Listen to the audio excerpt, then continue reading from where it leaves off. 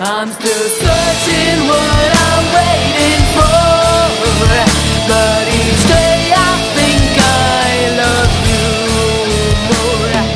I still gotta get out of. Hi, my dear darlings. Today we want to look at the iconic movie Eyes Wide Shut. Since the release of this elegant masterpiece, there have been plenty of exemplifications. However, they often run in circles and end up confusing you with too many symbols that cannot be connected on a wider spectrum. Stanley Kubrick has mysteriously parted after revealing his final edit to the producers, but it never made its way into our cinemas. Several scenes might have been deleted from the movie. This could indeed be a marketing stunt, but it could also mean you should research a little bit further into it. I want to state now what I have observed. I had to watch this movie maybe about 10 times to reassure myself that I'm not simply projecting my own insecurities or assumptions, as human beings tend to do so quickly. And I also gave it a few years. Lately, I have watched our society advance, or should I rather use the word regress, and become stunted.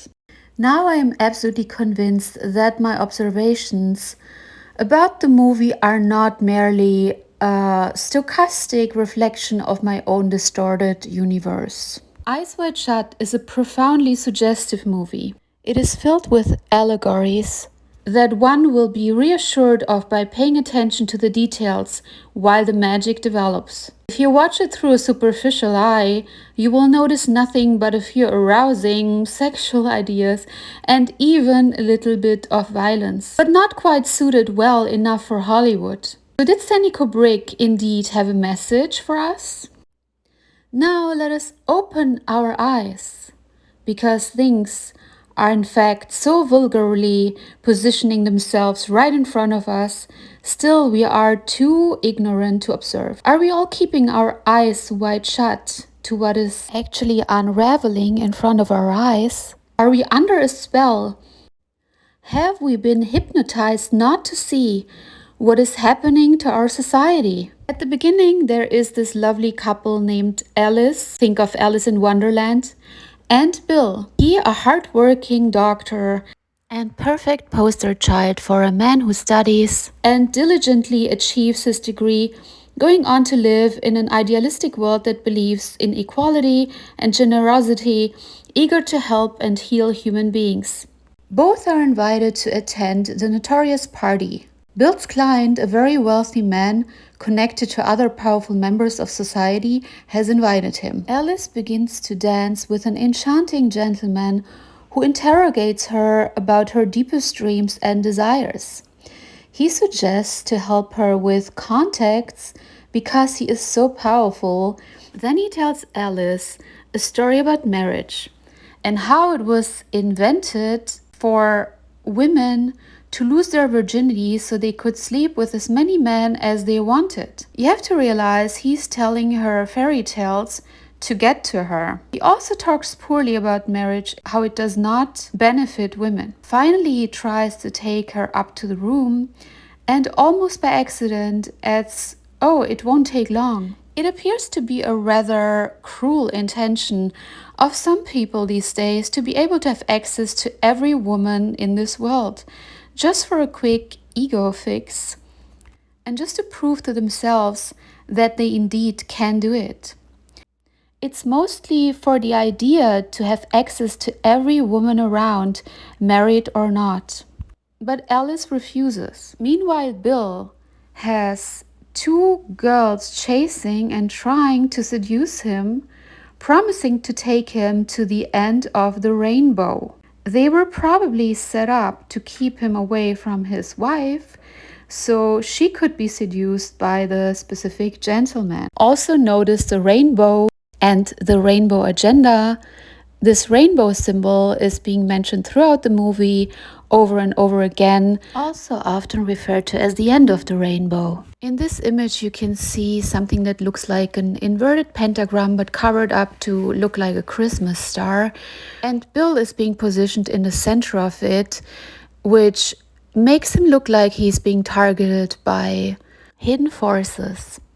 The basic idea of promising sexuality for short-term gratification with no respect for marriage is connected to some sort of unachievable dream or fairy tale, the rainbow, or promise of a career for the woman. Bill is being called upstairs to help a woman who has had an overdose while being physically involved with the host of the party. Bill saves her life and tells the girl that she's very lucky to be alive. The girl doesn't seem so sure about that part. At home, the almost intimate encounter at the party provokes a fight between the couple. They use the word fuck many times. Both start to doubt their marriage and long for something more ideal. The promising illusion somewhere else, maybe behind the rainbow. Bill becomes infuriated when Alice admits to him that women might also enjoy being with different and several people of the other gender. As a man, he doesn't want to understand that, as it destroys his idea of the pure, holy woman. Later on, Bill has to visit a female married client whose father recently died.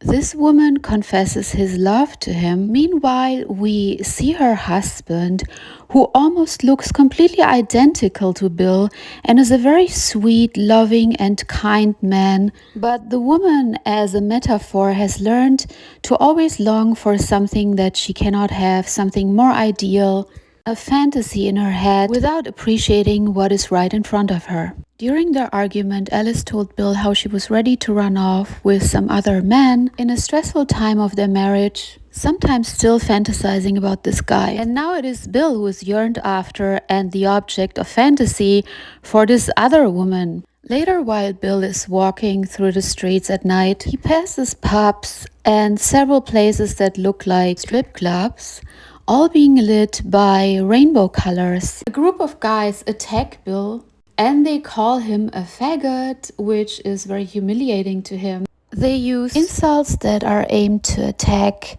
Bill's masculinity, and one should question why so many of these insults and these words have been invented during the past 20 years or so, always harming and aiming at male masculinity. Incel is a big one. Having been attacked from so many sides, Bill starts to doubt his masculine value, and he is now ready to accompany a woman who works as a lady of the night to her apartment. The woman assimilates one of the models at the party who try to seduce him. Maybe it means that many women are being turned into seductresses today, with and without money.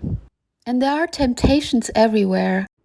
A man who feels emasculated and lacks confidence is very easy to seduce and give into these pleasures and disregard his marriage. The differences between those girls are literally just of social class, but they look almost identical and seem to be simply some kind of tool. This girl is an educated, kind personality.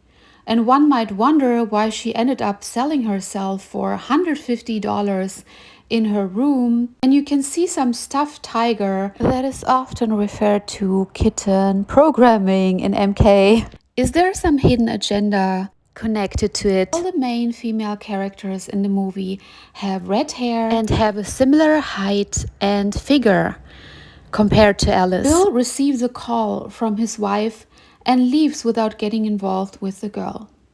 You can observe how Bill finds it harder and harder to resist all the temptations from plenty of people made towards him during the movie.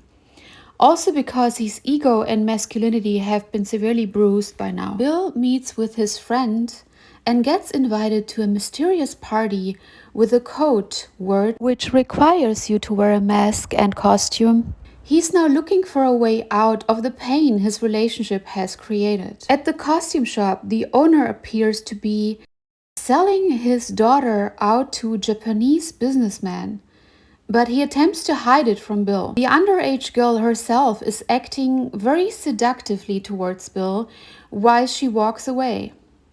She looks as if she is under some spell or hypnotized. Inside the mansion, we are able to observe an occult ritual which contains Phoenician masks, also connected to the black nobility and the ancient Phoenician bloodline. Magic does indeed exist and is able to transform energy fields. Magic is in fact an outdated term because nonsense books and movies like The Secret and Law of Attraction have been written to deceive and hide most facts while offering only a small hint how the universe works and the mind transforms and controls energy. It doesn't reveal the teachings of elliptic energy fields or the teachings about morphogenetic fields by Rupert Sheldrake. Egyptian pyramids could have been or are in fact places where ritual magic has been practiced because the shape of the pyramid is the highest form of energy shifting architecture, pointing towards the sun and compressing energy. The password Fidelio is actually a Freemasonic word. These specific rituals are usually held with large orgies and chanting. You can actually hear the Freemason sound inside the movie, which also appeared inside a Freemason documentary. These rituals can give the Masons unlimited access to women no matter how they look, what age, or what social class they come from. It does sound like a joke to normal people, but these rituals are very powerful and they reconstruct reality no matter if it means that a large amount of women and families will be hurt by it. We can see strangers being intimate with masked strangers and women easily available as if they have been hypnotized by a spell. There is a woman who sounds almost like Alice and intends to save Bill. It is revealed later that she has indeed been at the party of life. The party is our society today, and the people who hold the strings could be occultists, or the people who charm us with their spells and promises for the end of the rainbow. Practices that the average human being is not aware of to enter our minds and seduce us to act out like under a spell. Another woman sacrifices herself to save Bill and he can leave the party. At home, Alice tells Bill a story. She herself was at the party and everybody was sleeping with each other. Society. She cannot remember how many men she has been involved with, and she's crying as if she was awoken from a dark spell or a bad dream, a hypnosis. She doesn't understand what she was doing and is ashamed of herself now. Bill returns the costume, and another time you notice the rainbow symbol at the shop front. The promising dream. Remember, he's selling his daughter out to wealthy clients. SEX is being used to promise us the end of the rainbow and to seduce us and manipulate us. When he notices that Bill attended this specific party, he's more open to offer his own daughter for specific favors to Bill. It is almost as if he is part of the spell now. You can actually spot one of the high-level Masons by the way women who are usually way out of their league react towards them. To the normal person, it often makes no sense. And it's usually not just Masons, but high-level occultists. So they create opportunities for themselves to have access to all the women in the world. But the problem is when they are dangerously young, and you can see it here. The father and the daughter have been put under a spell. Additionally, when you send your daughters to model castings or beauty pageant castings, you can imagine how this is connected today. Bill tries to revisit the young prostitute he met on the streets. Her name is Domino. You could make a connection to domino stones that are exchangeable and will finally fall. Her friend tells Bill that Domino became infected with HIV, but then, with no remorse, attempts to seduce Bill herself. Another idea might be how incredibly hard it has become for men to remain faithful to their wives. You could claim it's almost impossible because of all the temptations successful men are being targeted with on a daily basis. And this has also been developed to undermine the family system, of course. Bill then reads inside a newspaper that a beauty queen died and finds out that it was the intoxicated girl from the party. Remember, she didn't seem to feel so lucky to be alive. She was probably happy to sacrifice herself and leave the trap she found herself in. The trap of the fake end of the rainbow. Bill is being called to the wealthy party host. He's reassured that the dead girl was in fact the beauty queen. However, what the wealthy host sees in her is basically an HOOKER. Although she was a beauty queen, the wealthy host only refers to her as that.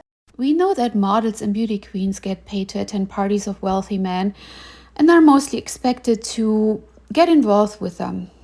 Karen Mulder was sent into a psychiatric institution for speaking out about it, but Carrie Otis claimed similar things later. It seems that beauty and modeling contests were merely invented to get access to the most beautiful women and make them available to a smaller circle by promising them the end of the rainbow, the big fairy tale, the big rainbow career. Those who remain quiet and play the game will be favored. The beauty queen is almost described as if she was some sort of a streetwalker selling herself to clients. But the man invited her to his parties and got physically involved with her. Her death is just a basic event and of no importance to him, as there are plenty of other dolls that can be used. The metaphor of the dolls, the masked girls with no individuality, with a beautiful body and no face or identity, is being used over and over again. Girls are just a tool for sexual gratification by these circles to feel superior and energized, or maybe to achieve an agenda in our society.